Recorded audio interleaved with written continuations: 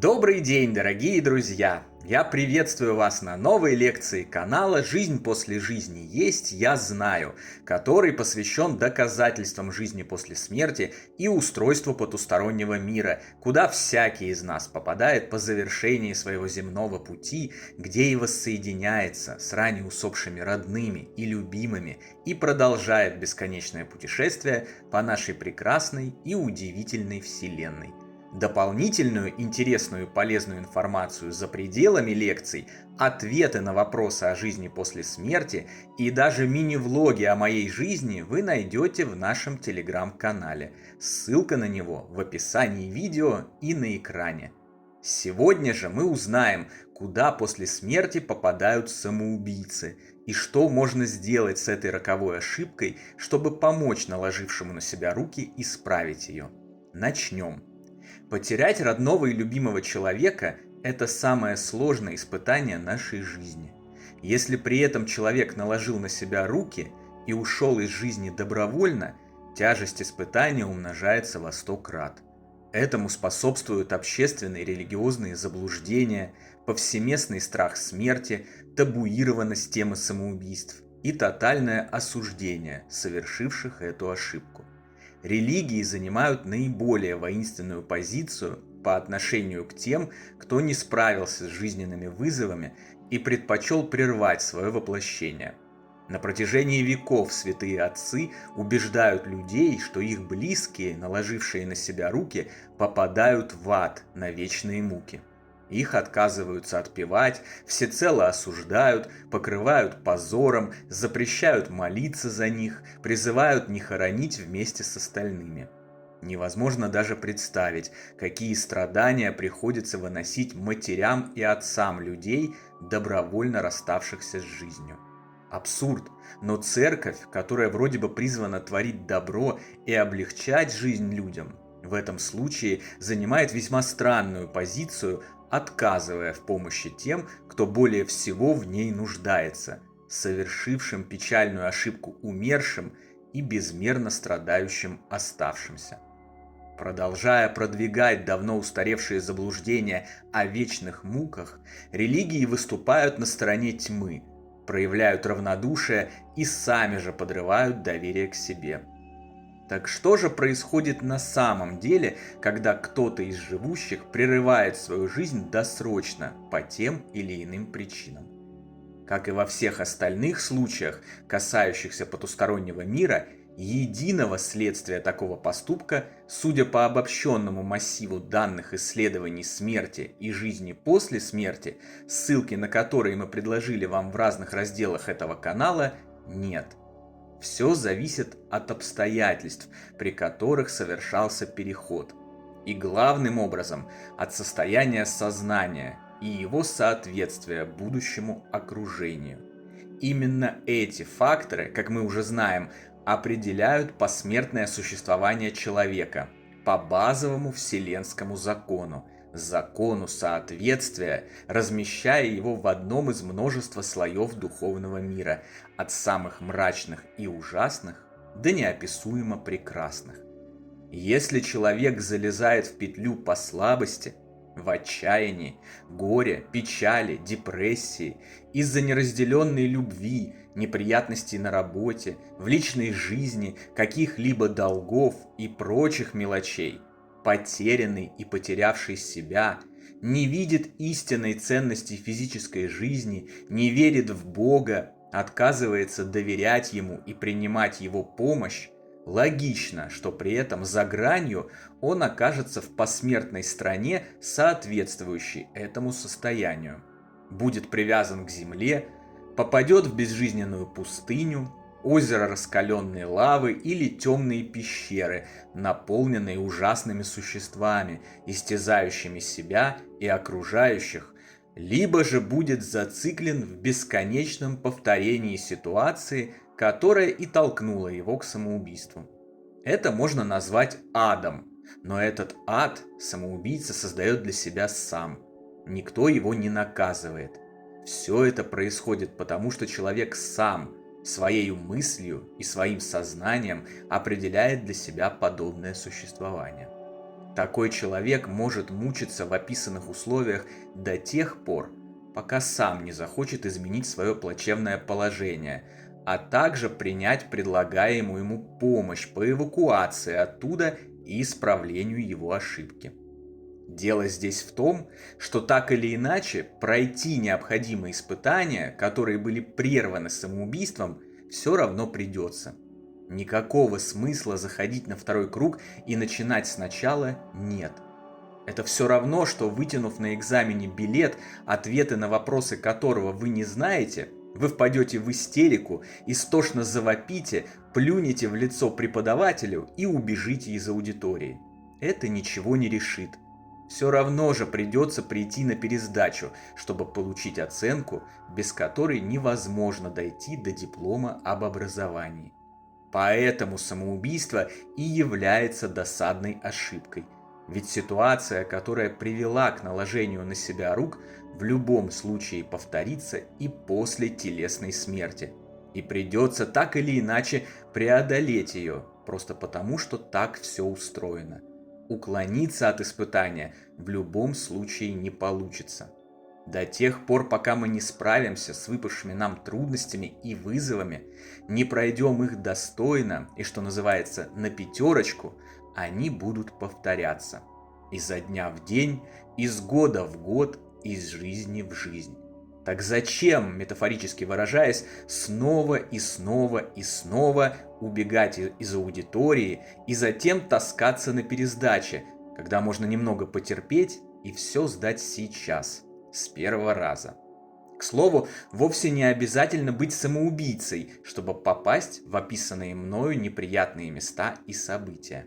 Это может произойти и с тем, кто внешне представляет собой вполне благополучного и респектабельного человека, но душа его изъедена духовной пустотой, ненавистью и эгоизмом, привязкой к материальным ценностям и отсутствием любви. Все в нашей вечной жизни определяет наше внутреннее наполнение и ничто иное. Чтобы узнать больше о законах посмертного существования, устройства потустороннего мира и получить комплексные системные знания по этой дисциплине, смотрите весь наш бесплатный курс лекций целиком, с самого его начала и до конца. А также читайте наши книги «Жизнь после жизни есть, я знаю» и «Онкология и душа». Продвигаемся далее. Другой случай. Если отказ от продолжения жизни совершается, например, с намерением спасти другую жизнь, жизнь ближнего, это совсем иная история. В ней нет эгоизма, нет слабости и жалости к себе, а значит и последствия совершенно другие. Примеры таких случаев: заслонить любимого человека от пули, накрыть телом гранату, спасая родителей, друзей или сослуживцев, броситься в пасть опасного хищника, защищая ребенка и так далее. Жертва, героический подвиг, отказ от собственной жизни ради жизни другого определяют иное состояние сознания, и оно может моментально и без осложнений притянуть его обладателя в прекрасные духовные сферы, наполненные жизнью, счастьем, добром и любовью. Примечательно, что исследования околосмертных переживаний, или сокращенно ОСП, пациентов, реанимированных после клинической смерти, подтверждают эту теорию, что не конкретный поступок, а именно состояние души, сознания человека в целом определяет условия загробной жизни. Когда врачи заинтересовались ОСП тех, кто пытался наложить на себя руки, выяснилось, что, умерев, далеко не всегда они оказываются в адских мирах. Обнаружилось, что в ряде случаев самоубийцы, как и большинство других путешественников в загробный мир, попадают в светлые, красочные, счастливые сферы духовного мира. Их также встречают существа света, духовные наставники и умершие ранее родные. Они могут выразить свое разочарование поступком новоприбывшего, но все равно, перед тем, как отправить его обратно, уверяют его в том, что он бесконечно любим и принимаем, несмотря ни на какие ошибки, и рекомендуют дожить свою жизнь до конца, достичь ее важных целей и задач и в итоге уйти из нее естественным образом. А особенно примечательно то, что даже попадая в такие прекрасные места и встречаясь со своими родными душами, возвращенные на землю неудавшиеся самоубийцы отказываются от повторных попыток уйти с земли раньше срока. Напротив, как, кстати, и те, кто побывал в так называемом аду, они понимают, что совершили ошибку, начинают ценить жизнь, сосредотачиваются на ее задачах, побеждают обстоятельства, толкнувшие их на отчаянный шаг, налаживают свое физическое существование и помогают другим. Собранная исследователями статистика четко показывает эту удивительную метаморфозу. Казалось бы, это парадокс, ведь узнав, как на том свете хорошо, не только потенциальные самоубийцы, но и все остальные должны бы страстно желать поскорее убраться с суровой земли в прекрасный потусторонний мир. Но этого никогда не происходит.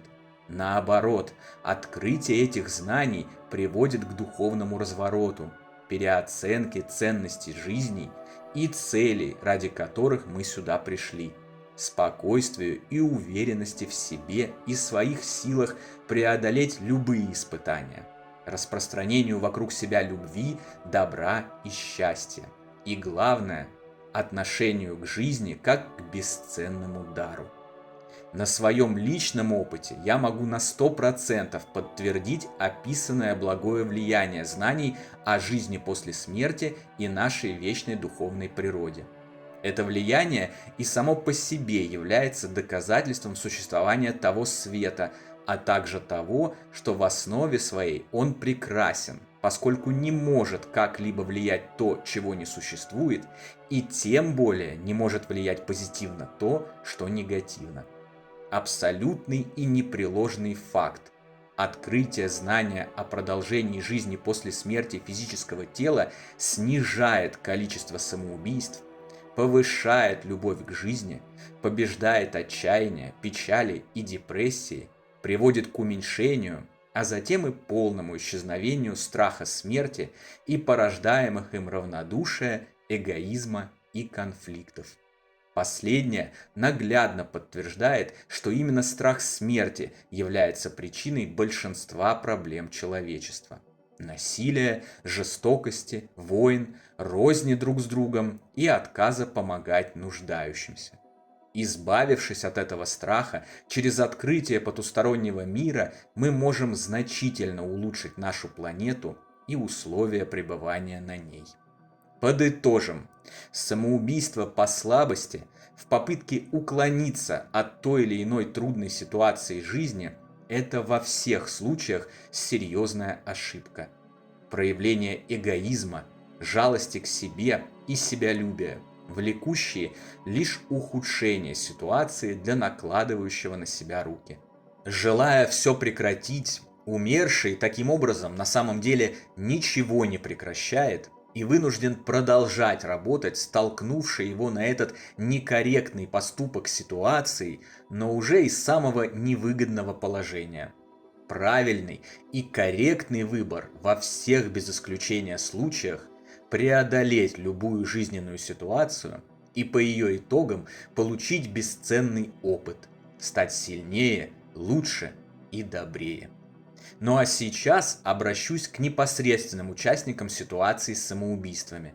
Если сейчас вам тяжело, если вы в беде, в горе, не видите выхода и уже начали раздумывать о самоубийстве, пожалуйста, я прошу вас, остановитесь. Если вы сделаете этот роковой шаг, это ничего для вас не решит и не улучшит. Жизнь не завершится с утратой тела и станет только хуже. Есть множество способов преодолеть отчаянное состояние, самостоятельно или при поддержке со стороны. Не молчите и не стесняйтесь, попросите о помощи, она обязательно придет. Если не понимаете, у кого попросить этой помощи, начните с разнообразных горячих линий. Расскажите другому человеку, пусть и совершенно незнакомому, о своем состоянии и своих проблемах. Это начало пути. Всего лишь открыться для помощи. Это первый и самый важный шаг. Сделать его легко. А затем просто продолжайте идти. И гарантирую, с каждым шагом будет становиться легче. Физические и духовные миры обязательно будут помогать вам на всем протяжении пути и никогда не оставят вас в одиночестве, если вы всей своей душою вознамеритесь не совершать никому ненужной ошибки, проявите силу и устремитесь к успешной сдаче экзамена на преодоление трудностей жизни. Поверьте, вы пришли в этот мир не просто так. Вы нужны ему, вы нужны людям, живущим в нем, и в вашей жизни есть великий смысл, даже если сейчас он вам и не очевиден. И это не просто пустые слова. Я знаю, о чем говорю, потому что когда сам столкнулся с невыносимой болью, с утратой наиболее родного и близкого мне человека, я не видел никакого смысла в продолжении существования, и на протяжении полугода с момента его смерти беспрерывно думал о самоубийстве. И все же я преодолел это испытание. С помощью развоплощенных духов и живущих людей справился с ним. И сегодня имею честь, возможность и величайшее наслаждение помогать другим людям, распространяя вокруг себя энергию добра, любви и света.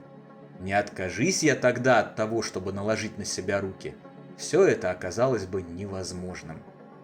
Если же вы находитесь по другую сторону от рассматриваемой нами сегодня ошибки, и ваш родной, близкий и любимый человек уже наложил на себя руки, ни в коем случае не поддавайтесь вредным стереотипам и выдумкам о том, что теперь он якобы навечно размещен в аду, а его поступки нельзя никому рассказывать, его нельзя отпевать, за него нельзя молиться и просить Бога, ангелов и духовных наставников о помощи.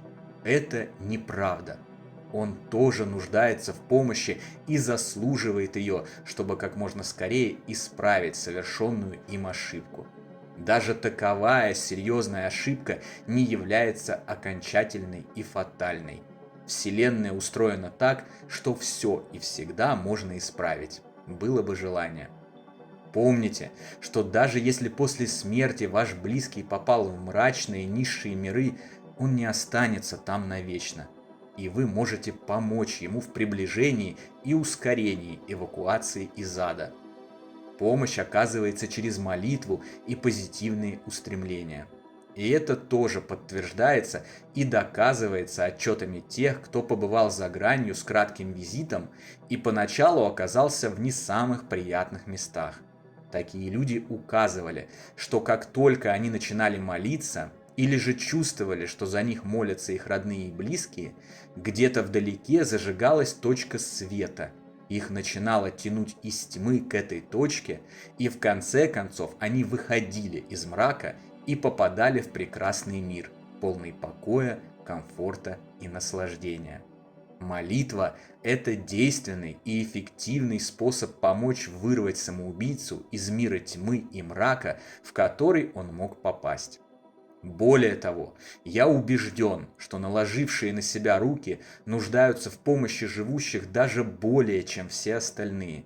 Необходимо посылать им всю возможную любовь и позитивные эмоции, молиться, призывать им на помощь нашего великого Творца, ангелов-хранителей, духовных наставников и друзей, просить окружить их светом, поднять с низших слоев духовного мира и оказать целебное воздействие на их души.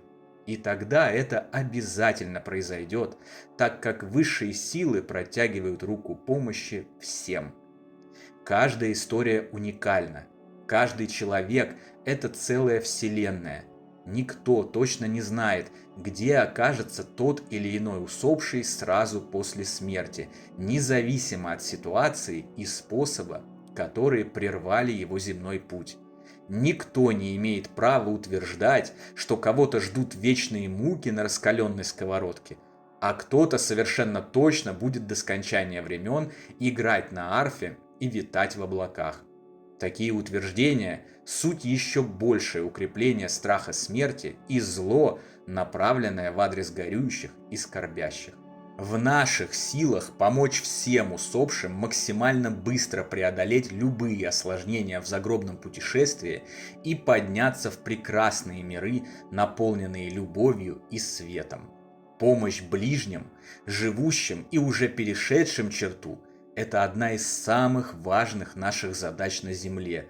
Если мы все делаем правильно, это приносит покой, радость и счастье как нашим ушедшим любимым, так и нам самим. Вот почему взаимная помощь друг другу – это то, на чем все мы должны сосредоточиться во всех сферах и областях нашего земного существования, включая работу с самоубийцами, потенциальными или уже совершившими эту трагическую ошибку.